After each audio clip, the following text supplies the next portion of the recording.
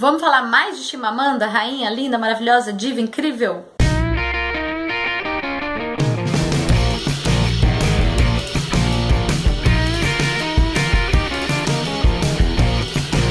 Oi gente, tudo bem? Hoje eu vim falar pra vocês sobre Hibisco Roxo, que é o segundo livro que eu li da Chimamanda Ngozi Adichie.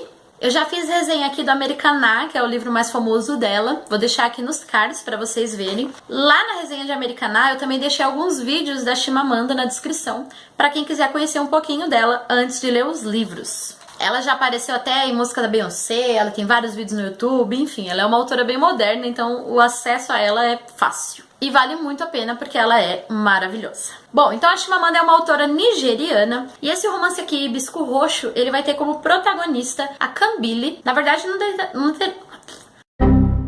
determinado momento da história, ela dá a entender que o nome dela se fala Kambili. Mas eu quero falar Kambili, tá? Então eu vou falar Kambili. A Kambili narra a história dela em primeira pessoa. Ela é uma adolescente, tem aí por volta de 15 anos. E o principal conflito dessa história é um pai extremamente religioso e extremamente violento que essa menina tem. Então a Kambili mora com os pais e o irmão mais novo, que é o Jaja, que inclusive eles têm uma relação muito fofa, os dois. E eles vivem, né, os dois e a mãe, sob o domínio desse cara, que é assim uma incógnita, porque ele é uma pessoa extremamente religiosa, cristã e humanitária, do ponto de vista social e público, e extremamente violento e maluco no ponto de vista familiar privado. Uma coisa que tem que ser dita é que assim, esse livro é muito pesado, ele tem cenas fortíssimas e ele já começa violento, sabe? Assim, a primeira cena que tem é o pai quebrando a casa, assim, a primeira cena. Então ele já tem um início matador, assim, não tem introdução, não tem até você pegar o ritmo, ele já começa e já chega chegando. Inclusive, eu achei o início muito simbólico porque o pai usa um missal pra,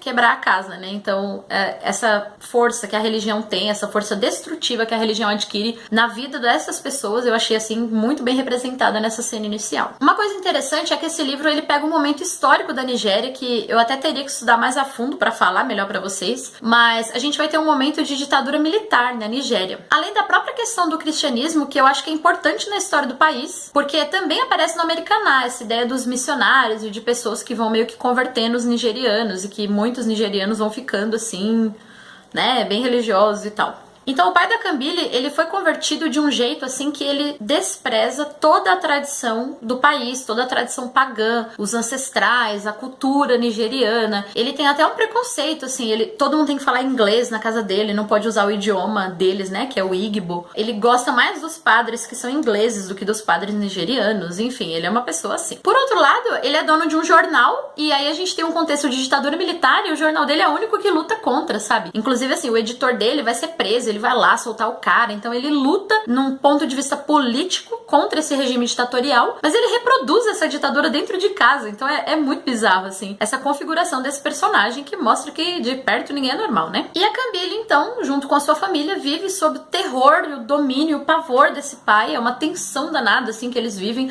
por tudo, sabe? Porque ela foi a segunda da classe, não a primeira, então ela já fica apavorada, porque o pai dela vai acabar com ela. O pai bate na mãe, né? Então é uma violência muito grande que ele faz com a mãe, e a mãe é muito submissa. Então é um livro, assim, muito pesado, sabe? É forte mesmo. Diferente do Americaná, que é aquela coisinha mais, vamos lá, costumes, mostrando aqui, mostrando ali, esse aqui, assim, é porrada atrás de porrada, sabe? E aí o que acontece é que a Kambili vai ter contato com a tia dela, que é a Ifeoma, tipo, melhor pessoa. E essa tia é uma professora universitária na Nigéria. Ela também é cristã, mas ela é um cristianismo, assim, normal, vamos dizer. E ela consegue convencer o irmão a deixar os filhos irem passear na casa dela. E aí é esse passeio que meio que vai mudar tudo, porque a Kambili e o irmão vão ter contato com outro modo de viver, sabe? Outro modo desde em relação à classe social, porque a família da Kambili é muito rica, né? O pai é empresário, então ela é super patricinha, assim. E a tia não, eles vivem num apartamento lá, que tem um monte de problemas, que falta luz, que falta isso, que, enfim, ela tem que ajudar a fazer a comida, sabe? Até uma diferença, assim, de afeto mesmo. Então, ela estranha as coisas mais bizarras, por exemplo, como a família da tia Ifeoma conversa durante o jantar, porque na casa dela ninguém pode falar, entendeu? E aí isso vai trazer, assim, transformações profundas na vida desses dois meninos. Transformações, inclusive, que estão representadas no título por meio do Hibisco Roxo. Então, a casa da Kambili só tem o hibisco vermelho e, na verdade, o Hibisco Roxo, ele é uma experiência que uma moça da universidade da tia Ifeoma faz. E aí a tia Ifeoma tem hibisco roxo em casa. Então, quando quando eles voltam pra casa, o Jaja, que é o irmão dela, traz uma muda de hibisco roxo pra plantar em casa. E é tipo assim, essa semente de rebeldia, sabe? De transformação, de mudança, que vai abalar as estruturas ali daquela família. Uma coisa que tem que ser dita sobre a Chimamanda é que ela constrói personagens maravilhosos, assim. Eu já tinha gostado muito da Ifemelu, que é a protagonista do Americaná, até do Obinze também. E esse livro aqui, a Ifeoma, é maravilhosa. A filha dela também é demais, que é a Amaka. E a própria Cambile é uma menina, assim, que sofreu muito. Ela é extremamente tímida, ela tem, né, um monte de problemas, mas é uma personagem muito fácil da gente se afeiçoar, sabe? Então, assim, a realidade dessas pessoas é muito legal, assim. São pessoas que, tipo, você queria de fato conhecer, sabe? Trocar uma ideia, porque são pessoas muito interessantes que ela consegue criar. Outra coisa que sempre tem na obra dela são vários questionamentos, né, em relação à história, a questões raciais, a questões de colonização e coisas do tipo. Vou destacar alguns exemplos. Primeiro, tem um boato de que teve uma aparição de Nossa Senhora num determinado lugar lá, e aí o padre fala que,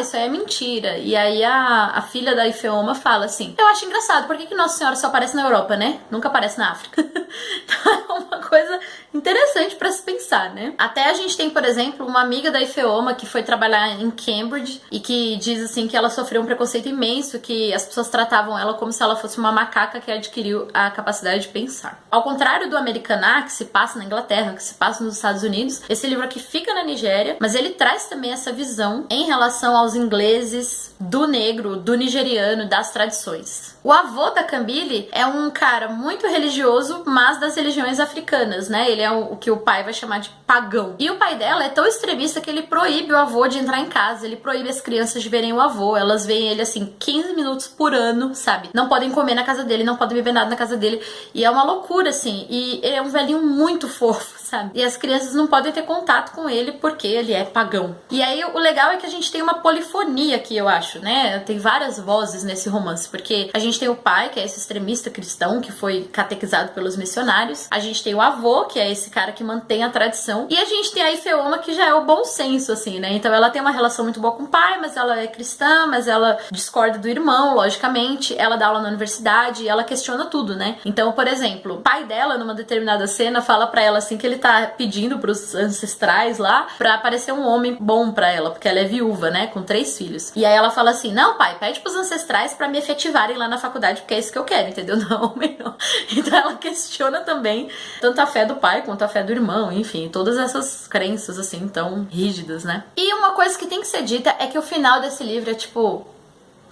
Meu Deus! O final desse livro é, olha, pesado. Não posso contar, gente, não posso dar spoiler, mas assim, recomendo que vocês leiam de verdade. É um livro muito forte, é um livro assim que, embrulha o estômago, sabe, quando você tá lendo? Mas é muito bom, assim, muito bem escrito, os personagens são ótimos, a história é muito da hora, então... E recomendo que vocês leiam Chimamanda, assistam Chimamanda, amem Chimamanda, porque, meu Deus, que mulher é essa? Ela é demais, é sério. Eu virei, tipo, muito fã. Enfim, gente... Então esse foi o Hibisco Roxo da Chimamanda Adichie. Se você gostou desse vídeo, não esquece de dar o seu curtir, se inscreve no canal se você não for inscrito e assim você me ajuda também a divulgar o meu trabalho, portanto eu agradeço muito. Se você se interessou pelo Hibisco Roxo, eu vou deixar um link da Amazon aqui embaixo na descrição. Se você comprar por esse link, você também ajuda o canal a se manter. Então, meu muito obrigada. Por hoje é só isso, a gente se vê na próxima.